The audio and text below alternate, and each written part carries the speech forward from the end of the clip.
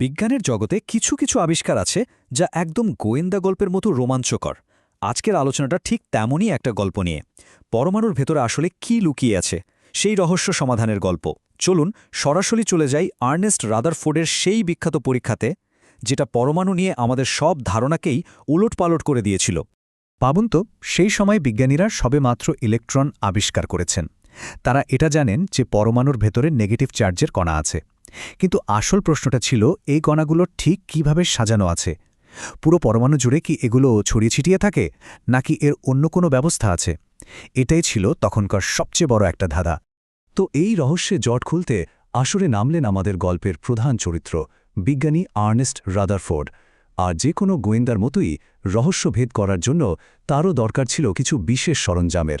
তিনি ঠিক করলেন, পরমাণুর অন্ধরে উঁকি মারার জন্য তিনি এক ধরনের ছোট বুলেট ব্যবহার করবেন, যার নাম হল আলফা কণা। আচ্ছা, এই আলফা কণা জিনিসটা আসলে কি? খুব সহজ করে বললে, এটা একটা ভীষণ ছোট, প্রচণ্ড গতিসম্পন্ন আর পজিটিভ চার্জযুক্ত কণা। অনেকটা হিলিয়াম পরমাণুর মতো, যে তার দুটো ইলেকট্রন হারিয়ে ফেলেছে। এর এই প্রচণ্ড গতি আর পজিটিভ চার্জ, এই দুটো গুণই ছিল রাদারফোর্ডের পরীক্ষার মূল চাবিকাঠি। রাদারফোর্ড দারুণ একটা পরীক্ষা ডিজাইন করলেন। পরমাণুর গঠন বোঝার জন্য তিনি মূলত ৩টি জিনিস ব্যবহার করেছিলেন। আর এই আপাত দৃষ্টিতে সাধারণ দেখতে সেটআপটাই কিন্তু পরে বিজ্ঞানের ইতিহাসের অন্যতম সেরা একটা পরীক্ষা হয়ে ওঠে। চলুন এক এক করে দেখি ব্যাপারটা। প্রথমে একটা উৎস থেকে বন্দুকের গুলির মতো প্রচণ্ড গতিতে আলফা কণা ছড়া হচ্ছে। এরপর সেই কণাগুলো গিয়ে ধাক্কা মারছে সোনার তৈরি একটা পাতলা পাতে। পাতটা এতটাই পাতলা ছিল যে ভাবাই যায় না। আর সব শেষে পুরো ব্যবস্থাটাকে ঘিরে রাখা হয়েছিল একটা বিশেষ পর্দা দিয়ে। যখনই কোনো আলফা কণা ওই পর্দায় গিয়ে লাগত, সাথে সাথে সেখানে একটা ছোট্ট আলোর ঝলকানি দেখা যেত। পরীক্ষা শুরুর আগে বিজ্ঞানীদের তখনকার ধারণা অনুযায়ী পরমাণুর ভর আর চার্জ সব দিকে সমানভাবে ছড়ানো। তো সেই হিসেবে ভাবা হয়েছিল, শক্তিশালী আলফা কণাগুলো প্রায় কোনো বাধা ছাড়াই সোজা পাত ভেদ করে চলে যাবে। হয়তো অল্প কিছু এদিক ওদিক হতে পারে। কি মনে হয়, আসলে কি তাই হয়েছিল? কিন্তু যা ঘটল তা ছিল একেবারেই অপ্রত্যাশিত। রাদারফোর্ড যা দেখলেন তা তাকে এতটাই অবাক করে দিয়েছিল যে এটি বিজ্ঞানের মোড়ই ঘুরিয়ে দেয়। ফলাফলগুলো ছিল রীতিমতো অবিশ্বাস্য। এই চারটা একবার দেখুন, কি অদ্ভুত ফলাফল! প্রায় ৯৯% আলফা কণায় কোনো রকম বাধা ছাড়াই সোজাসুজি সোনার পাত পেরিয়ে চলে গেছে। খুব সামান্য কিছু কণা একটুখানি কোণ করে বেঁকে গেছে। কিন্তু সবচেয়ে অবাক করার মতো বিষয় হল, প্রায় ২০,০০০-এ একটা কণা যে পথে গিয়েছিল, প্রায় সেই পথেই সজোরে ফিরে এসেছে। এই বিস্ময়টা কেমন ছিল তা রাদারফোর্ডের নিজের কথাতেই সবচেয়ে ভালোভাবে বোঝা যায়।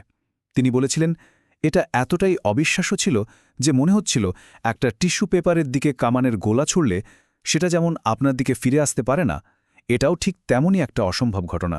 একজন পাকা গোয়েন্দার মতোই রাদারফোর্ড এই ৩টি সূত্রকে কাজে লাগিয়ে পরমাণুর এক যুগান্তকারী নতুন ছবি আঁকলেন। এই অপ্রত্যাশিত ফলাফলগুলো থেকেই তিনি পরমাণুর আসল গঠন সম্পর্কে কয়েকটা দারুণ সিদ্ধান্তে চলে এলেন। চলুন সূত্র আর সিদ্ধান্তগুলো একটু মিলিয়ে দেখি। প্রথমত, যেহেতু প্রায় সব আলফা কণায় সোজা চলে গেছে, এর মানে কি?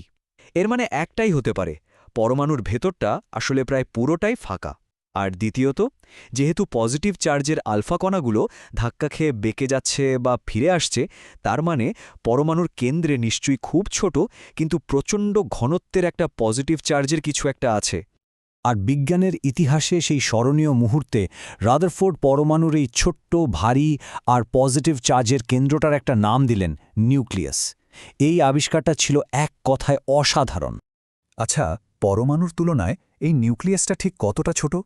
যদি একটা গোটা পরমাণুকে একটা ফুটবল মাঠের মতো বড় ধরা হয়, তাহলে তার নিউক্লিয়াসটা হবে মাঠের ঠিক মাঝখানে রাখা একটা মটর দানার মতো। ভাবা যায়, পরমাণুর প্রায় সমস্ত ভরটাই ওই ছোট্ট নিউক্লিয়াসে জমা থাকে, আর বাকিটা প্রায় পুরোটাই ফাঁকা। এই সব আবিষ্কারের উপর ভিত্তি করে রাদারফোর্ড পরমাণুর একটা নতুন মডেল বা ছবি সবার সামনে তুলে ধরলেন। আর এই ছবিটা দেখতে ছিল আমাদের খুব পরিচিত একটা জিনিসের মতো, আমাদের সৌরজগৎ। এই মডেলের মূল কথাগুলো কি ছিল? ১. পরমাণুর ঠিক কেন্দ্রে আছে একটা পজিটিভ চার্জের নিউক্লিয়াস। ২. নেগেটিভ চার্জের ইলেকট্রনগুলো ঠিক যেমন গ্রহরা সূর্যকে কেন্দ্র করে ঘোরে, সেভাবেই নিউক্লিয়াসের চারপাশে ঘুরছে। আর নিউক্লিয়াসের আকর্ষণ বল এবং ইলেকট্রনের ঘোরার কারণে তৈরি হওয়া বল, এই দুটো মিলে একটা ভারসাম্য তৈরি করে। ফলে পরমাণু স্থিতিশীল থাকে। রাদারফোর্ডের এই মডেলটা বিজ্ঞানের জন্য একটা বিশাল বড় লাভ ছিল, কিন্তু এটাও পুরোপুরি নিখুঁত ছিল না। খুব তাড়াতাড়ি বিজ্ঞানীরা এই মডেলের মধ্যেও কিছু বড়সড় সমস্যা খুঁজে পেলেন, যা জন্ম দিল আরও নতুন সব রহস্যের।